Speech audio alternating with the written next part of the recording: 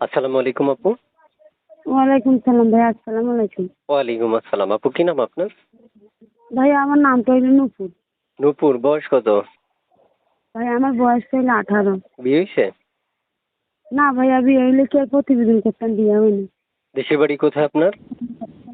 ভাইয়া আমার দেশের বাড়ি বলতে গিয়ে বাড়িটা ছিল শরীয়তপুর।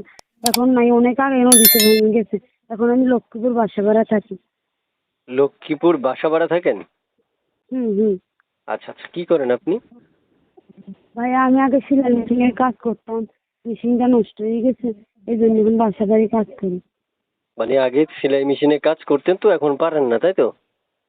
না না, মেশিনটা চুরো লয়ে গেছে ভাই, এই জন্য বাসা বাড়ি কাজ করি। মানে চোরে নিয়ে গেছে?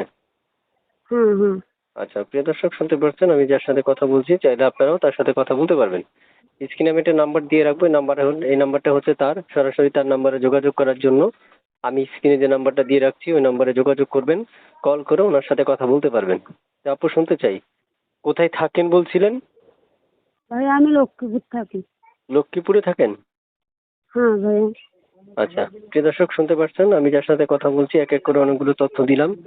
যদি আপনাদের মনে হয় এখান থেকে কিছু তথ্য আপনারা নিবেন, তাহলে অবশ্যই ওনাকে ফোন করলে উনি তথ্য দিয়ে আপনাদেরকে সহযোগিতা করবে। এই ব্যাপারে আরো তো অনেক তথ্যের প্রয়োজন থাকে আমি জানি, কিন্তু আমি সময়ের কারণে আপনাদেরকে এত তথ্য দেওয়া কখনোই পসিবল বা সম্ভব হয় না। তো আপু শুনতে চাচ্ছি, আপনাকে দর্শককে ফোন করলে ফোনগুলো রিসিভ করে কথা বলে, এই নাম্বারে ইমো আছে আপনার?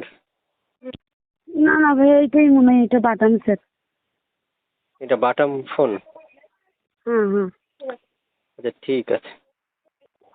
আচ্ছা বুঝতে পারছি। প্রিয় দর্শক, বাটাম ফোন হলে আসলে আমার দর্শকের জন্য অনেক কষ্টকর হয়ে যায়, যারা বিদেশে থাকে, বিশেষ করে যারা বাইরে আছে বা দেশে আছে কিন্তু। ব্যাস, হ্যাঁ, শুনেন, যে আমাকে পছন্দ করবে, যে আমাকে ভালোবাসবে, সে যদি বলে আমি টাকা দিলাম একটা টাচ মোবাইল কিনে নেন, তাহলে আমি টাচ মোবাইল কিনে ওনার লগে সরাসরি কথা বলবো। আচ্ছা ঠিক আছে, বুঝতে পারছি। প্রিয় দর্শক, এক এক করে অনেকগুলো তথ্য দেওয়ার আপনাদেরকে দরকার ছিল আমি এটা মনে করি, কিন্তু দুঃখজনক ব্যাপার হচ্ছে অনেক তথ্য দিতে গেলে আপনাদেরকে অনেক সময় প্রয়োজন হয়ে যায়। তাই আজকের এখানেই আপনাদেরকে রেখে চলে যাব, কারণ হচ্ছে এত সময় হয়তো দিতে পারবো না। তাই ভালো থাকেন, আপনারা সুস্থ থাকেন। এচকে টিভি তিরুপাইবানের পক্ষ থেকে আপনাদেরকে অনেক অনেক শুভেচ্ছা এবং অভিনন্দন জানাচ্ছি। ভালো থাকেন, আল্লাহ হাফেজ, আসসালামু আলাইকুম রহমতুল্লাহ।